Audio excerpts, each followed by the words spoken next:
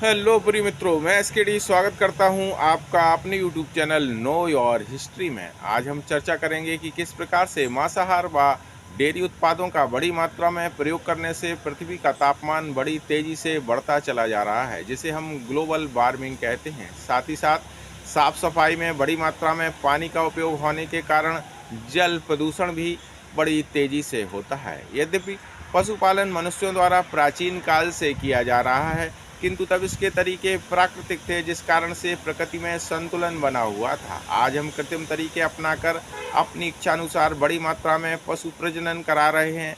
मुर्गी व अन्य खाने वाले पक्षियों का बड़ी मात्रा में कृत्रिम निषेचन द्वारा उत्पादन कर रहे हैं। डेयरी फार्मों में जन्म के तुरंत बाद नर बच्चों की कोई उपयोगिता न होने के कारण उन्हें तुरंत कत्ल किया जा रहा है। ऐसे ही मुर्गी फार्मों में नर बच्चों को तुरंत मारा जा रहा है। ऐसा लगता है जैसे इंसान सिर्फ अपने आप को ही जीवित प्राणी मानता है, इसलिए सिर्फ अपने अधिकारों के लिए सदैव हाय तौबा मचाता रहता है। मांसाहार के लिए बड़ी मात्रा में पशु व पक्षियों को मारने से पहले हम उन्हें हष्ट पुष्ट करने के लिए शाकाहारी भोजन का उत्पादन बड़े स्तर पर करते हैं, फिर उसे जानवरों व पक्षियों को खिलाते हैं और फिर उनको मारकर खा जाते हैं, और फिर ये दावा करते हैं कि यदि मांसाहारी भोजन नहीं किया जाएगा तो पृथ्वी पर अनाज या शाकाहारी सामग्री की कमी पड़ जाएगी। मुझे लगता है कि इससे ज़्यादा हास्यास्पद बात दुनिया में दूसरी कोई नहीं हो सकती है। अब इसके वैज्ञानिक पक्ष पर गौर करें तो पता चलता है कि पशुओं के गोबर और उनकी डकारों में बड़ी मात्रा में मीथेन गैस निकलती है, जो कि एक शक्तिशाली ग्रीन हाउस गैस है। पशुओं के चारा उत्पादन के लिए जंगलों का बड़ी मात्रा में विनाश करना पड़ता है। बड़ी मात्रा में पशुपालन से जैव विविधता घटती जाती है। आंकड़ों के अनुसार ग्रीन हाउस गैसों के उत्पादन में पशुपालन के योगदान लगभग 14% है, जो कि एक बहुत बड़ी मात्रा है। ठीक इसी प्रकार से पोल्ट्री उद्योग से बड़ी मात्रा में अपशिष्ट निकलते हैं, जिनमें अमोनिया, नाइट्रस ऑक्साइड और मीथेन की बड़ी मात्रा होती है। साथ ही साथ इसके उपयोग से वायरस जनित रोगों का सदैव खतरा रहता है। मांसाहार करने वाले लोग सदैव अपने बचाव में धर्म की आड़ ले लेते हैं, लेकिन ये मुद्दा कतई धार्मिक नहीं है।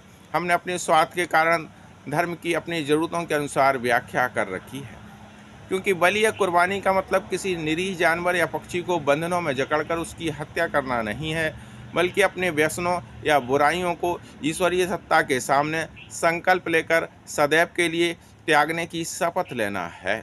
विचार करने की बात है कि ईश्वर को यदि किसी जानवर या पक्षी के प्राणों की आवश्यकता होती तो वह स्वयं समर्थवान है, उसे किसी मनुष्य की सहायता की आवश्यकता नहीं है। इससे स्पष्ट है कि ये सारी कहानियाँ मनुष्य के स्वार्थी दिमाग की उपज है। उसने अपने स्वाद की पूर्ति के लिए संसार के कमज़ोर प्राणियों को निशाना बना लिया, जबकि ताकतवर को स्वयं पूजने लगा है।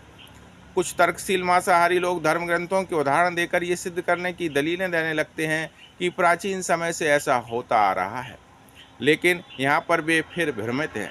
यद्यपि बहुत से धर्म ग्रंथों में मांसाहारी भोजन का जिक्र है, लेकिन ये पशुओं या पक्षियों की हत्या करने का संदेश नहीं है, बल्कि उस समय बड़ी मात्रा में पशु मनुष्यों के सहायक के तौर पर साथ में रहते थे। उनमें से कईयों की मृत्यु नैसर्गिक व कईयों की दुर्घटनाओं में हो जाती थी, जिनके मांस का उपयोग खाने के लिए किया जाता था, क्योंकि उस समय शाकाहारी भोजन की कमी थी।